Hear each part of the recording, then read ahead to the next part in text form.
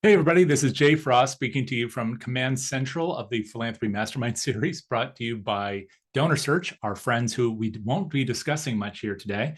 You probably know that if you've been here with us before. DonorSearch has been our sponsor of this series going back to 2016. We have well over 500 programs. We have lost count. That's why we don't give a count anymore. But we are really grateful for their support and their friendship and for their support of this sector. So in addition to being able to get recordings of lots and lots and lots of these sessions and hearing the podcast over at donorsearch.net, where you can see all that content, as well as their YouTube channel, you can also learn more about your donors over at donorsearch.net. And we'll tell you more about that later. But right now, I have the distinct privilege and a high honor of introducing my friend, or I should say reintroducing my friend, Brian Saber to you. He's going to be sharing with us today from his work in the area of asking styles, and more importantly, from his new book, all about, of course, this issue about introverts in the field of fundraising. And can you be one and be an effective fundraiser? If you saw our social posts on this, I think you know the answer, but that doesn't mean you know how. And he's been taking us through that as a sector for years, and he's going to share a lot of that today. So with that, I'm going to introduce to you Brian Saber. Brian, thank you so much for being here today. Well, thank you as always for having me, Jay. I love being on your show. Thank you. It's great to have you. And Brian, I know you're going to jump right into the book, but I do want to share that this book has just come out just recently. We'll give you details on how you can get it before the session is out today. So do stick with us. You're going to learn a lot, but also to be a chance to learn more about this book, as well as his past books. And I have one right here on my desk you may have seen. So we'll tell you all about that later. But I want to step out of the way and let you do your magic. So Brian, take it away. Well, thank you. Thank you so much, Jay. It is great to be back on the show, and really exciting to have launched this new book, which really is a passion project for me. I am an introvert, and I have been in this field forever. I've frontline fundraiser forever, it seems. I started in 1985, so that's about 38 years now. Never thought I'd be a fundraiser, but I wanted to do something to enrich the world. I started with an arts organization, and the second arts organization asked me to do a little fundraising, and then I became the executive director of a teeny little dance company, and I was it. And I had to do all the fundraising. And so I did. And I seemed to do it well. I seemed to build relationships well and work with the board well. And then I got an executive director job, and then I got another director of development job. And lo and behold, I've spent my career as a fundraiser, and often not thinking I was the stereotype or I was a good fundraiser. Well, while I'm continuing my introduction, I'd love you all to type in straight off the bat whether you think you're more introvert or extrovert. And we're not holding you to anything here, but type in introvert or extrovert. I hope a lot of extroverts have joined us today. Introvert all the way, lots of introverts, some extroverts here and there. Mike's one. I'm not surprised Mike was one of the first people to type in and say, "Hi, I'm Mike." So I was thinking that could be an extrovert. So thank you all. Extroverted introvert. There are those, and introverted extroverts. We're all on a spectrum here. I love this even more. Introvert, as I get older, there is actually research, Maria, that shows that we do tend to get a little more introverted as we get older, which is very interesting because so much of it actually is the wiring in our systems, but then there is, of course, the social piece, or the what's happening in the world. Well, I've fundraised for a long, long time, and it really wasn't until developing the asking styles that Jay talked about, and we'll talk about in a little while, that I actually thought I was a good fundraiser. I thought, oh, there's someone out there who likes special events. I hate special events. I hate groups of people, large groups of people. I like people individually. But boy, do I avoid any situation with a lot of people. I don't like meeting new people. I am fine once someone introduces me to someone, but I virtually never go up to someone and introduce myself. I don't like talking on the telephone. I have always found it a disembodied experience. So I put all that together and never felt good about myself till I developed the asking styles and really came to understand what I had brought to the field all those years and what all my fellow introverts bring to the field. Thank you all for typing in. I wish I could respond to all your comments, and I will take questions along the way. Jay, hope you're watching the chat box as well, because some of those will some of the questions will come by pretty quickly, but feel free to stop me and I'll take questions along the way if I miss them. So we developed the asking styles, and those have been in the field now for more than a decade. And a few years ago, I thought, there's been a lot of talk about introverts. I don't know how many of you know Susan Cain's extraordinary book, Quiet. Quiet, the Power of the Introvert in a World That Can't Stop Talking. That book was a complete revelation to me. That came out in 2013. And to the world. And that's been translated into something like 40 languages. She's done TED Talks. She's even designed a line of furniture.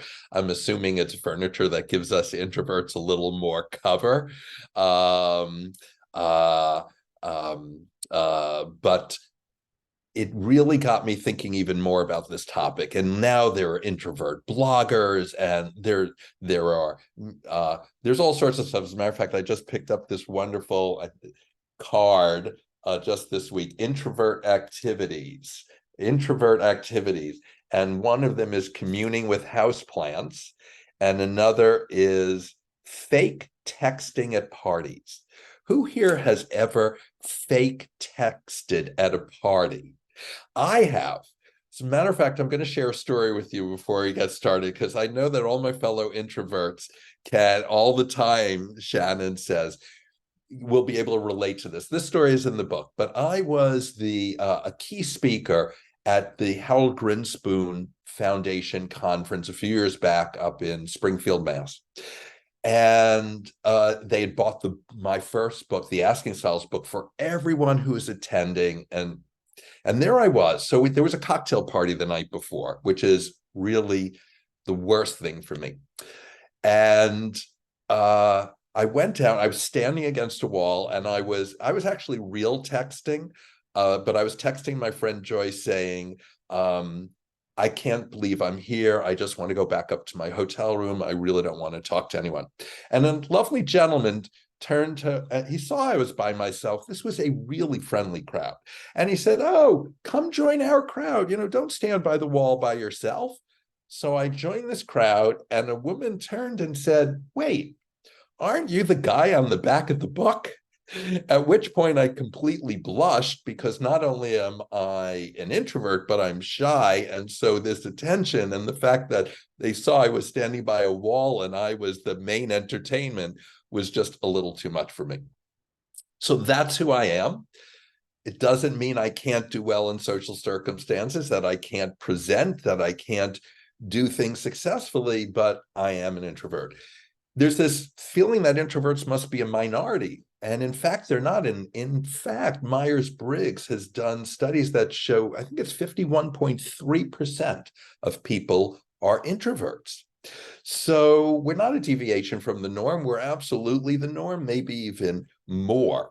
And it's about time, I thought it's about time we get our due. And we have to understand what introversion really is, how it impacts us as fundraisers, and why we're actually great fundraisers, what we bring to the table. So this has become now, if you will, my life's ambition. So what we're going to cover today, we're going to cover some of the topics that are in the book in some form or another. And as I said again, ask questions as you have them. At the end, maybe there will be some time for that too. I want to get at this shy, introverted, or both, because there's, I want to define those terms. I want to talk about why we make great fundraisers. I'm going to get into the asking styles and partnering and how we can work with each other. Then I'm going to talk about one of the big items here, introverts and special events. I want to touch on introverted donors. Oh, actually, I'm also going to talk briefly about board members, and I'm sorry that's not in the agenda, but I added that in. I wanted to make sure to cover that today, and then we'll have some recaps and takeaways. So let's start. And as I'm starting, shout out to the Ys. I don't know if any of you work with any of the YMCAs across the country, but I've been a presenter at NATO, the conference, for many years. And these are photos from Ys across the country. I love Ys. And I see Michelle saying, are we going to get these slides? And yes, you will get these slides, Michelle. You'll get them with a note from Jay and a link to the recording. So shy, introverted, or both. Let's start with with introverted. So we're actually wired a certain way. And oops, excuse me. I think that I just moved ahead one slide by accident. Apologies. So I want to start with well, let me say that in writing this book, I thought I want to dig into the science here, because a lot of people don't really understand what an introvert is. So the first thing is that introverts are shown to physically have longer brain pathways. Introverts have a longer pathway that they use as they're thinking about an answer to something, as they're coming up with an idea, as they're doing their research. It's a longer pathway, and it digs deeper into the past, into knowledge that the introvert already has internally. So this is it is simply a longer construct, a longer process for introverts to think and come up with what they want to say, what they feel, than it is for extroverts. That is simply the science. So in any situation, it means we need to dig deeper. Whereas extroverts will take in the external stimuli in the moment and respond much sooner. So right away, we can see in a conversation, and we're going to get back to this whole idea of listening, if we're going to keep up with the conversation, we need to try to process faster at a speed that's really not comfortable to us to keep in the conversation. You know, over time, I've realized I have a terrible habit.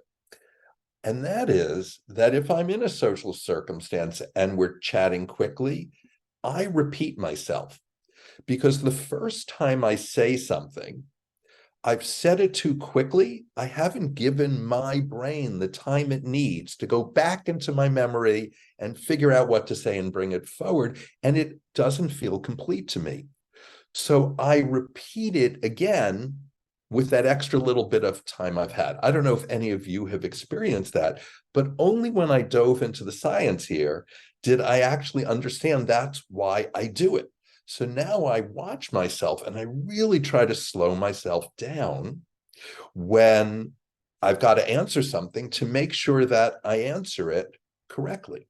So years ago, I interviewed a fellow fundraiser, and every time I asked a question, she paused a long, long time before answering. And it was a slow rhythm even for me. But interestingly, her answers were always really rich and complete. So she was an introvert who was taking the time. And we're going to get to this, the asking styles and mission controllers.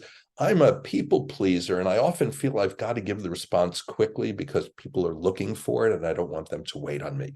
So this is a huge issue. What type of memory we turn on, we turn to, how long it takes us to process.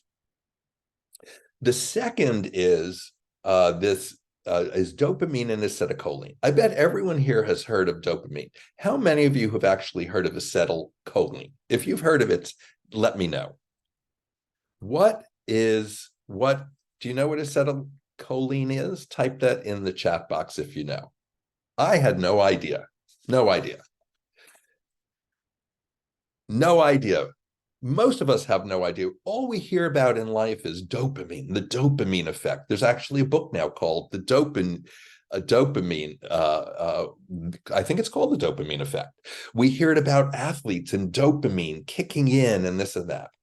Well, dopamine is the dopamine and acetylcholine are chemical messengers, and you don't have to remember some of this gobbledygook, but neurotransmitters that are key to how we act. Dopamine is the chemical in the brain that, when released, motivates us to go look for external rewards, whereas acetylcholine is the chemical in the brain that, when released, causes us to go inside, to focus inside on things that matter to us. And guess what? Dopamine is found to be more active in extroverts. That's why extroverts want to go to parties, want to go to bars, want to go to big concerts, and get really excited about all that, because the dopamine is activating and they're getting a good feeling from it. Whereas introverts are wanting to have a one-on-one deep conversation or be by themselves and have time to think, or maybe even sit in the theater and be able to sit back and think about what's happening on a stage. We're chemically different, and we need to appreciate that and just say, that is what we are. That was a huge revelation for me to understand that. I always wondered, why don't I like going to big concerts? Now, they can be loud, a lot of people, maybe I have agoraphobia, who knows? But I also just don't get the same reward being in a huge concert venue with a ton of people, everyone singing and all of that. You know, I realized recently, I'm not a big joiner, because I can find some of those social circumstances difficult. But I have two things I've joined. I'm a big yoga guy. And I realized that in yoga, we chat a teeny bit right beforehand, but mostly we share the space without really interacting with each other. There's an energy we get from being with each other, but we're not chatting with each other. And I joined a chorus. I started singing a few years ago, and now I sing in a chorus. And the nice thing there is we chat a little bit beforehand, maybe at our break, but mostly we're trying to make music together. And it's a more comfortable space for me. If any of that resonates for you, let me know. But I realize that I'm trying to get internal rewards from the yoga, right? I'm going inside. I'm trying to be more spiritual. I'm trying to be more in touch with myself. Well, obviously, this impacts so much how we interact with people. And the last concept is this business of being shy, because people conflate shyness and introversion. They're different, but they get conflated because often the result is the same. Often the result is that you're less social. And we're going to see how all this impacts fundraising. But truly, the opposite of shyness is an extroversion. It's being outgoing. Right? It's being outgoing. It's being the person who isn't afraid to approach people they don't know, let's say, at a party and start up a conversation thinking, oh, this will be exciting. I'm meeting a new person. That's the outgoing person as opposed to the shy person. So who here also thinks they're shy? And while you're doing that, I really do want to make a plug for Susan Cain's book, because it has so many aha moments in it about introversion in general and our power. And I love one of the things she says, because introverts are discounted in society. They always have been.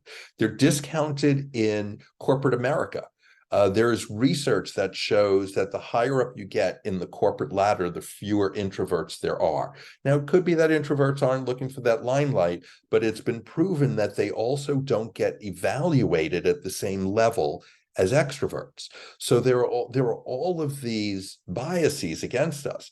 But what Susan Cain noticed is that there were introverts and extroverts in the animal kingdom. You have animals that are hunters and gatherers, and you have animals that are guarding the fort, right, or at home. Some go out, some guard the fort. They each have their role. And frankly, if introverts didn't have a role, eventually through the Darwinian process, there wouldn't be any introverts. So obviously, there have to be some great skill sets. So, and someone just asked about introversion and introspection. Introverts tend to be more introspective because we do spend more time looking inside, processing by ourselves, processing more deeply. So that does make us more introspective. And often we do actually, therefore, know more about ourselves because we're internally watching ourselves and understanding ourselves to a greater extent. So introverts make great funders. They make great funders for a lot of reasons, but the number one reason is listening. In a conversation, we're either talking or we're listening. And the number one skill in fundraising is actually listening. Because when we're together with a donor, and a lot of the work I do is with cultivating relationships. It could be with individuals where most of the money is, but it could also be with foundation giving officers, corporate marketing people, government funding agency heads, or your elected officials. When we're having a conversation, right, we're either talking or listening. And the goal is to listen in fundraising and learn about your donor. In truth, if we do all the talking, we can create what's called a wall of words, where we have said so much that the person we're talking to can't take it all in, right? May very well have stopped listening and is sort of zoning out, or can't figure out what's most important. I do a lot of work teaching how to tell your case, make your case for support when you're with the donor. What do you say? And I say it should never be more than 2 or 3 minutes. Don't talk about the organization the whole time. If you talk about everything your organization does, what's most important? What do you want your donor to take away? What we want to do is ask a lot of questions and get our donors to do most of the talking so we can understand what's important to them. We can understand why they care about our organization or might care about it and how we can make that connection. We want to learn about them personally so we can build a personal relationship that's part of that relationship we have. And it all comes down to listening. There's I did not create this, but there is an adage. We remember the least of what we have heard. We remember much more about what we hear and of what we ourselves say, and what we do. And we remember the most about how we feel or how we felt. So we want our donors to talk because they'll remember more of the conversation and they will feel better. And this is something that we as introverts do in spades.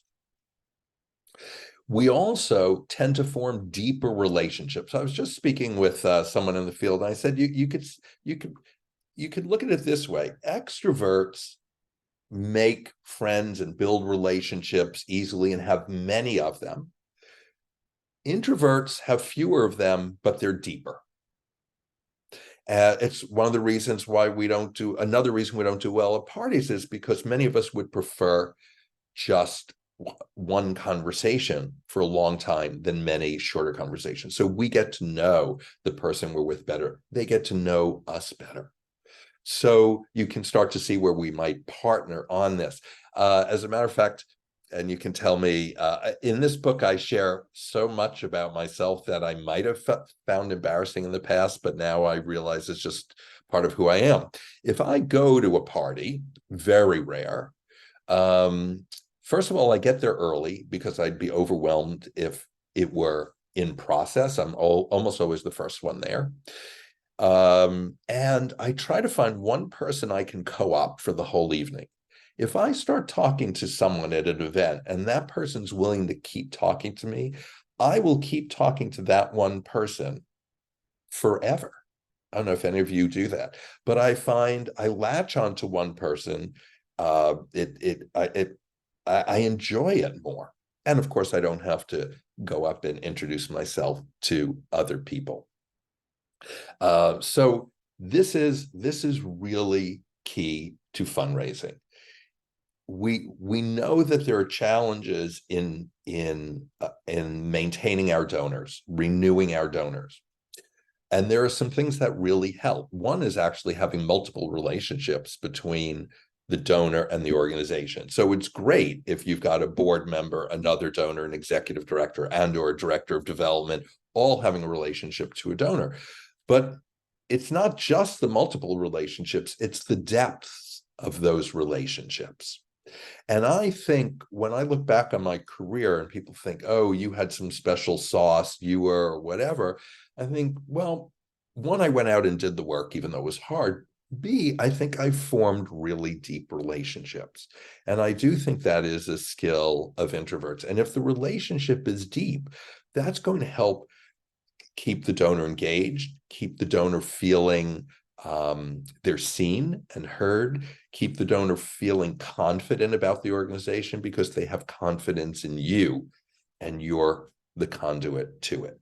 So listening is really key. Listening and building deep relationships. So I now want to take a step back and talk about some of the work that preceded this, that led to this book. It has to do with the asking styles that my former business partner, Andrea Kielstead, and I developed back in 2009, 2010. We were looking at the field and the challenge people have in asking, that particular piece of fundraising where you have to say, would you consider a gift of $10,000? And we wanted to help people understand who they were, because we realized there were different ways to be effective and different ways to ask. This is based on relationships, and it means we bring who we are to the table. So we looked at two characteristics we thought most impact those. The first, as we've talked about a lot now, is this extrovert introvert dichotomy. And you can simplify everything I mentioned earlier in terms of the science into where we derive our energy, others or ourselves, and whether we talk to think or think to talk. Right? In thinking to talk, we're using a lot of energy. It's why we need more time to recharge. And that impacts the whole rhythm of a conversation with a donor, our comfort in going and meeting new donors, and our comfort in special events, among other things. Then the second characteristic is, how do we take in information? Are we analytic or intuitive? Do we start with the data and derive the idea? We start with the idea and derive the data. And that's a cleaner dichotomy for us to understand. When we put them together, we get the four styles at Asking Matters, two of which are extroverted, rainmaker and go-getter, and two of which are introverted. So we're not only introverted, but we also have differences in whether we're analytic introverts or intuitive introverts. So when people think fundraiser, they think rainmaker, someone who is goal-oriented and driven, assertive, objective, very fact-based and strategic, maybe doesn't take no for an answer, or takes no and then goes right to the next person, isn't going to be discouraged. Great skills for a fundraiser. Our other extrovert is the go-getter, the intuitive extrovert, who's a big picture thinker, gets people really excited, makes friends easily, type of person who's really comfortable at those special events, working the cocktail hour, and those are great skills as we're trying to engage people. Then we have our two introverted styles. The first, kindred spirit, that is my primary style. I say primary because we all have a little bit of both. Feelings oriented. I have finally, at almost 61, said, you know what? I lead with my feelings. I'm very sensitive. I'm working on it, but I am a sensitive person. And because I'm sensitive and I wear my heart on my sleeve, I tend to be very caring about others. I want people to feel good. I want them to feel heard. I'm always interested in what's important to them. I want to buy them nice little gifts. And that helps build donor relationships. My fellow introverts, my mission controllers, the analytic introverts, are the very methodical, systematic planful people and the most observant, the most likely to sit back and listen and watch what's happening. Great skills for fundraising. I also look through this question we each ask when we're trying to figure out what's important. Now, Rainmaker's looking in the future, right? What's the goal? What can we accomplish? We're going to close 10 gifts. We're going to raise $50,000. The go-getter's looking broadly, gee, what's the opportunity? What can we make happen? Us kindred spirits are moving with our heart. What do we feel is important? And the mission controller is saying, well, what's the plan? How do we get it done? And I'm going to show you in a bit how kindred spirits and mission controllers interact in terms of special events, boards, other donors, and so forth. BD says, it seems your styles are somewhat aligning with Myers-Briggs. They do somewhat align. They were not developed on that model. These were developed individually for us by an expert in the field in this area of personality assessments, but there are some parallels between the two for sure. Jocelyn saying more about the asking styles. Well, I'm going to apply them now to some things, so we'll hear more. And then if you have a question, Jocelyn, please feel free to ask it. So, well, let me ask, which do you think, if you had to choose one, which of these 4 styles do you think you are? Type that in the chat box. What do you think? I'm seeing a lot of mission controllers, kindred spirits. Leah says a go-getter. A lot of mission controllers, kindred spirits, which are certainly the introverted styles. Jeremy says go-getter, kindred spirit. And Jeremy, so what you're noticing is sort of the primary, secondary, which we do have. And I see Jessica, also go-getter, kindred spirit. So in the styles, there's a primary and a secondary. I am actually primarily a kindred spirit and secondarily a mission controller, which says I'm really on this introverted side. It doesn't mean I'm an uber introvert, but I'm an introvert, and I have more of a balance between the analytic and the intuitive, which is true because I've got an economics degree. I was like a math whiz. I love numbers. I have a business degree, and I'm very organized. I have no desire to be in charge of anything, but my kindred spirit will feel bad if I'm asked to do something and I don't do it, and I can do it, so I do it. If you're a go-getter kindred spirit, what you're really saying is your intuitive reigns, but you may be, more in the middle between introvert and extrovert, but solidly intuitive. And there's actually, and maybe Jay, you can type it in the chat box. You can go to quiz.askingmatters.com or just to askingmatters.com. There's a 30-question true-false quiz that will give you this primary and secondary result on the screen and in your email. And we're going to talk about how this impacts boards in a second. But first, I want to talk about how it impacts how you can go about fundraising, given your asking style and given your introverted asking style, because there are many ways to partner. I'm a huge believer in partnering to build relationships with donors and to ask.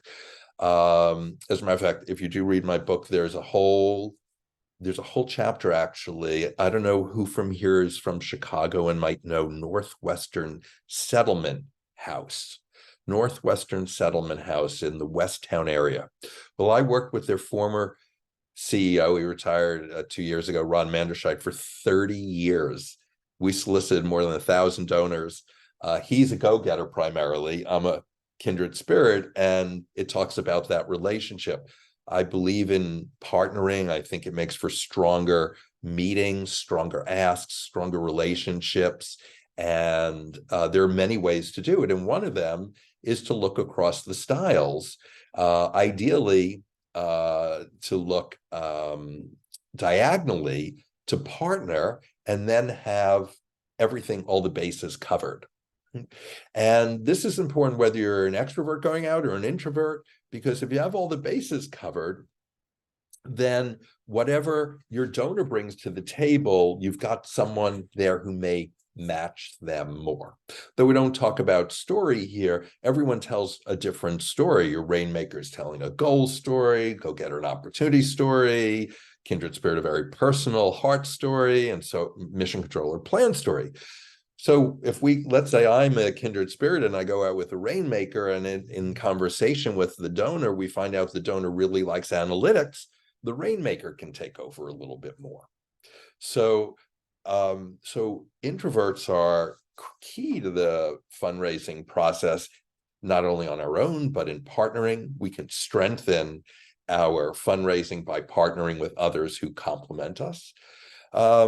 And we're going to talk in a minute about donors themselves.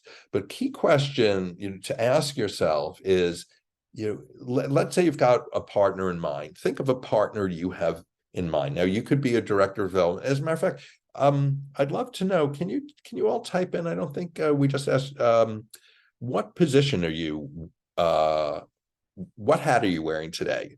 Are you director of development, executive director, board member, lots of directors of development and executive directors, VPs, wonderful, grant writers, excellent. Grant writers, introverts make great grant writers, especially mission controllers. So I'm glad to have a number of you on today. So let's say you're an executive director. I see a bunch of you, and you're going to bring one of your board members to a meeting, and you're an introvert. Let's say you're an introvert executive director. You might look at an extroverted board member to complement you, who might be more comfortable. Maybe you're meeting someone you've never met before.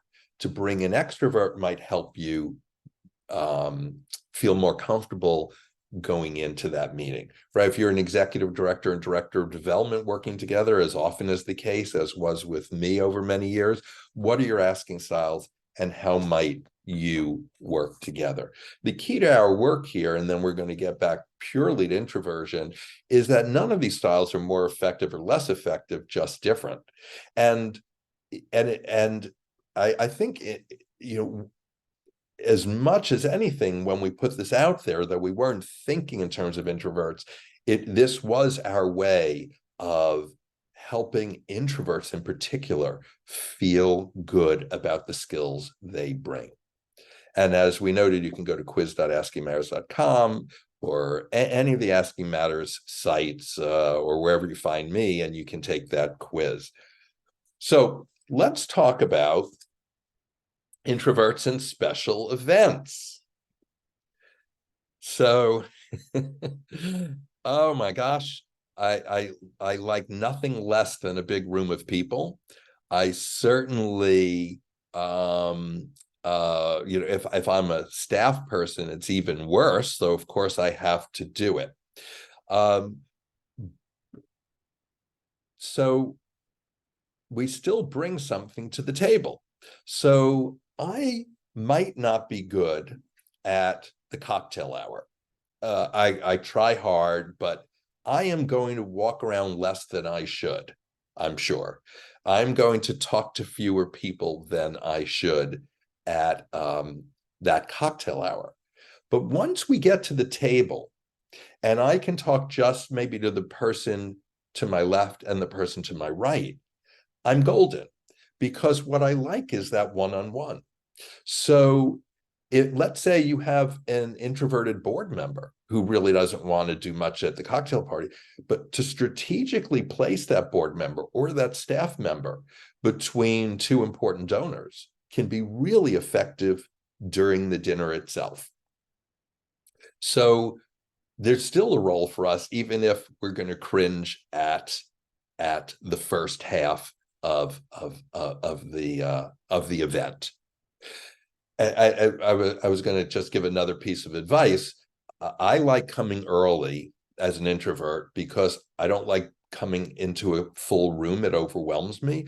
But I've had one of my friends, Fiona, a fellow fundraiser, said she doesn't like an empty room as an introvert because then will she have anyone to talk to, or will it be more awkward? At least if it's a full room, she can find the person that she wants to talk to. So interesting.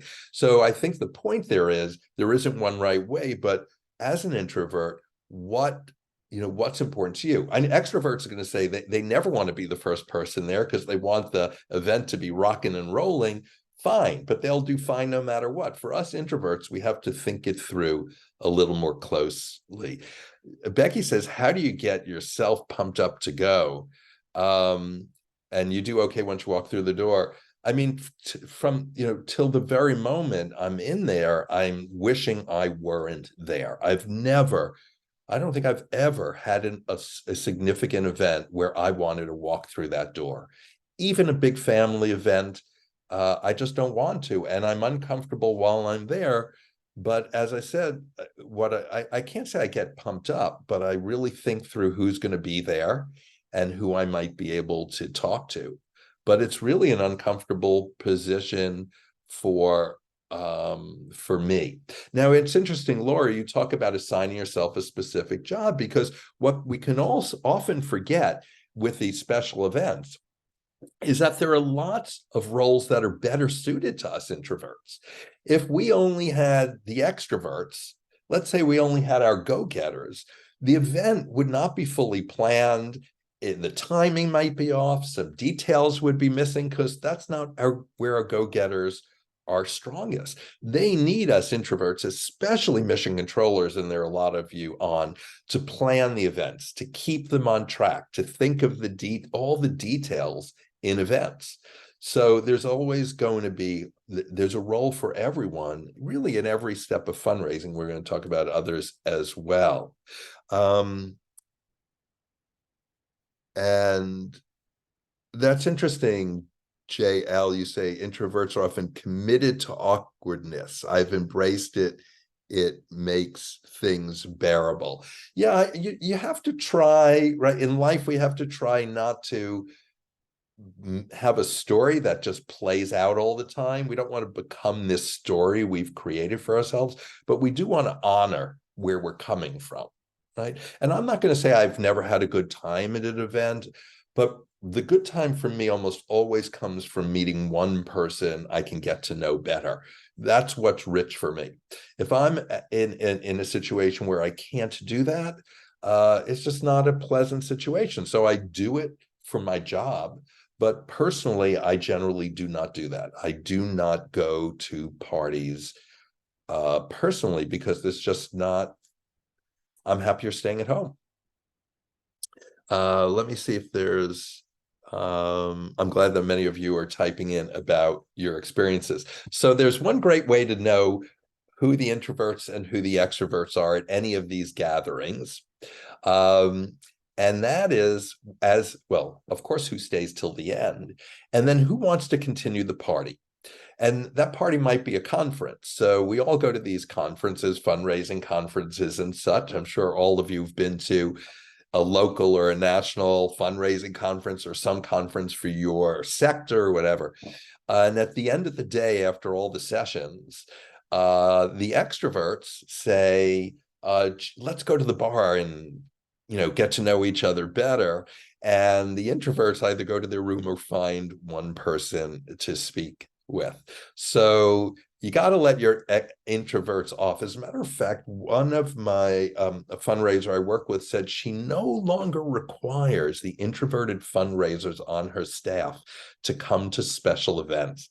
And I thought that was really fantastic. How enlightened of her to say, no, everyone doesn't have to do that. Let them do what they're good at, and stop making them come here where now you may not have a big staff, you may have no choice. But I thought that was really enlightened of her. Let's see, Maritza saying, I have a superpower as an introvert. I have the ability to turn on the switch, but as soon as it's over, I turn it off and I need to recuperate. I do that too. I mean, people think I'm charming and articulate and they enjoy talking to me. I'm certainly not a negative Nelly when I go in. You know, I go in and I give it my best. I do. And boy, does it take a lot out of me. It just, when I train, and I like training, I love teaching people, but when I'm done, boy, am I done. And I love the Uber ride to the airport, the time spent alone in the terminal, even in an airport terminal, the time alone on the plane, the time in the Uber back to my apartment. And those 4, 5, 8 hours, whatever it is, are glorious to me because I have left it all on the table. So we have to, let's understand who we are. And let's understand who our donors are, because half of our donors are introverts. So whoever said, you got to call everyone, call, people are still telling me, get on the phone and call your donors. Why? Half my donors don't want my call, they're introverts. Most of my donors have a cell phone. Do they really want to hear from one of their the fundraiser at one of their charities while they're walking down the street or shopping or whatever? And right, so I say, I'm a big believer, all things equal, do what's comfortable for you. Now, if I were a fundraiser in the 50s when all there was the phone, I'm not sure I would have lasted. But luckily, most of my fundraising has happened since the early 90s when we've had email. And I love the written word. And I think my donors appreciate that written word from me. Now, if I know a donor well and that donor wants me to just pick up the phone, I can do that. But often we don't know our donors well. And this idea of pushing us to call, and when I say call to set up a meeting, call to thank them, call to do whatever, I don't understand that, because I don't want anyone to call me from any charity ever. And if you send me a beautiful email, I'm likely to respond to it. And I think there are many people just like me. So we need to understand our donors and our introverted donors. Here's another thing. If your organization only has or relies very heavily, I should say, on fundraising events, you're missing your introverts. I do not go to fundraising events. I get invited all the time by friends. I get invited just to be a guest. Just be a guest at our table. I'm filling my table. There's no expectation. No, I'm not going. I don't want to go. So your introverted donors either aren't going or they're going under duress because they want to come through for you. They care about you. Okay, I'll go, Brian. I know it's important to the charity. I'll show up. And I would say, if you know your donors are more introverted than not, you need to be watching out for them at these special events because they're not naturally having a good time. So, Joanna, I love, is it Jonna? I love this remark. I have a funder who is rather off-putting in person, but warm and friendly over email. It's like the old pen pal days. I love the pen pal days when we used to write to people in another state or another country. And I could have a wonderful relationship with someone in writing. And it's harder for me by phone. There are only a handful of people I talk to very naturally on the phone. How are handwritten notes either coming back in fashion or not, or have they ever been out of style? They're never out of style. So I just launched my book, and and a number of my peers did a testimonial for me. I sent them each a book. I inscribed in the book. And I also, on a note card, wrote how appreciative I was. And I guarantee you that they appreciated that card. Handwriting stuff has not gone out of style at all. There may be a time when we're all just about robots, and it has, but I don't think that time has come yet. And now to the last topic, and a juicy one. I just want to see how we're doing on timing. Okay. We're doing pretty well. This is our last topic: introverted board members. We need introverted board members, and yet many things we do keep board members from joining, keep board members from feeling fully valued and being fully integrated into our board. One of the great roles the asking styles have played is in helping you understand where everyone on your board is. Whenever I train, and you can do this for free on your own, right? If everyone on the board takes the asking styles quiz, you find out everyone's primary, secondary. Here, Kathy and Bridget are both primary rainmaker, secondary go-getter. Ramel on the bottom is primarily mission controller, secondarily kindred spirit. You can map everyone out and get a sense for your board's personality. That's a starting point. And it's a way to see how is the board interacting, and maybe not interacting as well as it is because we haven't taken that into account. One of the key roles for board members is strategic planning. Well, I always talk about the styles in terms of what each of us brings to the table, that sense of goal, opportunity, heart, and plan. Well, if you don't have introverts on your board bringing the heart and the plan, you could be looking at the big picture and such without having any idea of how it's going to get done and without remembering the people you're helping. Because not everything is going to be optimized for the dollar, right? Some programs we run because they're important programs, and we need our kindred spirits to remind us. Yes, it would be great to eliminate poverty in the world, but our mission controllers, we need our mission controllers to say, well, we can't do that, but can we, what can we do for poverty in our community? Like, let's bring it to a manageable, planful scale. Second is, and this is very important. So for all our board, we have some board chairs on and board members. And if you're an executive director, you can coach your board chair on this. Have you've ever been in a situation where everyone's chatting in a room at a meeting, then there's silence, and maybe the chair, someone says, does anyone else have something to say? Someone raises their hand, and you call on that person, and the person has something really profound to say. That's an introvert. This happens even more so on Zoom today. So I was doing a training over the summer, and people were asked, if you need to say something, raise your hand.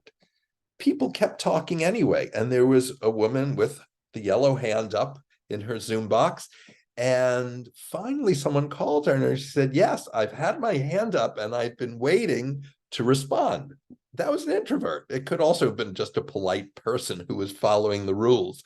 But the point here is that if you're the chair and you're not making certain to hear everyone's voice, you can be sure you're not. Never in a large group of people do I give my opinion. Never do I raise my hand to say I have something else to say. I don't want to be the center of attention. I just don't do it. I won't say what's on my mind. It would have to be so critically important. But as if I'm the chair of the board, and I have chaired a board, it's my responsibility to either ask for feedback in advance. So going into the board meeting, I know where people are at, go around the room to make sure everyone has said what they want to say. And an introvert may not want to speak at that moment, but would still be happy to have been recognized, or follow up with those who didn't speak in the meeting, because silence does not mean someone doesn't have something to say, that someone doesn't have an opinion, that what they have to share shouldn't be heard. So really important dynamic with introverts and boards, because in our whole field, we are short on board members, we are short on board chairs, we're short on EDs, we are short on directors of development. We keep building nonprofits. There are 1.5 million of them, and there aren't enough really talented and experienced people to go around. And if we're not going to lift up introverts and understand that introverts rock and that we have great skills to bring to the table, we're not going to get all of the introverts at the table, and we're going to have an even bigger problem. So it's really time for the nonprofit world and fundraising in particular to embrace introverts for everything that we are and bring to the table. So that is fundraising for introverts. And I hope that everyone has had a takeaway. I'd love you each to type in your number one takeaway from our session. And also, this has been so liberating. Thank you. I'm glad. It's taken a long time for me to be liberated. And then if you have any questions, type those in. We had a few along the way. We've got just a minute or two. Jay is back online. That's right. Let's see. It looks like, yes, we do have a few minutes for questions, and we can stay around as long as you're willing to stay, Brian. I also want to just say before we get underway with that, that you really do practice what you preach, which anybody knowing you would know. And the book that preceded the current one, Fundraising for Introverts, which you can buy, is Asking Style. Some of you have asked about that. So I would encourage you to get both and put both on your shelf, which I will be doing. But in here is a card that you wrote to me, a handwritten card. Probably didn't take you long to write. I have kept that card because it was meaningful to me. So I just want to point out that when someone takes the time to do something like that, even if it's not a lot of time, it is meaningful. And anyway, so let's see if there are any questions in here that you can address. And while you're doing that, Brian, do you want to direct people where they can find out more about you as well as the book? Sure. And first I have to say, that's so wonderful that you have that right in front of you and have that card. That's just so serendipitous that I brought that up. So I'm touched by that. Yes. So if you want to learn more about the book and introverts and such, you can go to fundraisingforintroverts.com. We've established a website for the book. We have blog posts there. We have other support materials. We've got some videos going up that I've taken, all sorts of information resources. You can go to quiz.askingmaris.com for the Asking Styles quiz, of course. You can buy the book anywhere. Many people buy it at Amazon. It's in Kindle and softback. You can buy it at Barnes & Noble. There's an, Andrea was telling me there's a bookstore.com or something, where for every book that's bought, something goes back to a local bookstore. I need to look into that. Do you know it, Jay? No, I don't. Well, Yeah, I'm going to have to look for that. I have it. It's called bookshop.com. Bookshop.com. And I'm going to check that out myself. And then wherever books are sold, you can order, just as you order any book at your local bookstore, you can go in and order this book and they'll have it in for you in a couple of days. It's really available anywhere. And I certainly hope everyone will want to read it. I've shared pieces of it today. And it's important not just for introverts, but for extroverts to read this book. You manage us, you work with us, and having more insight about us is really important. I'd even say for those of you who aren't in fundraising yet because you think, gee, I can't do it because I'm not an extrovert, I hope you'll read this book. And I don't know if a question came in, but I love all the feedback that's coming in. A record that extroverts are perceived as more effective by boards and the EDs. How do you deal with that? Education. A question from Susan.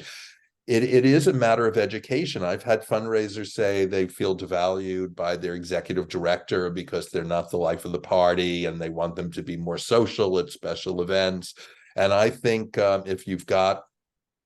I think this is a good book, actually, if you feel you've got an ED or a board chair or someone who's devaluing introverts, to share this book, maybe have everyone read the book to get a better understanding, make it a book club type of thing. I think that, in the management world, in the for-profit world, there's been a lot of talk on this subject now. And I think, as with everything, we're a lot of small shops and not as we don't have the bandwidth maybe and such, but now I think is the time for us to have those types of conversations those within our organization. So it could start with the what was I going to say? Well, it starts with maybe reading the book. We did have a question also from Yeah. Mary about whether or not this was a CF-free session. And Brian offered to share this deck after we had already slated the session. So it's not offered for CF-free credit, and we apologize for that. We do have a number of sessions that are in our library where you can pick up those credits. You can get all that at DonorSearch.net.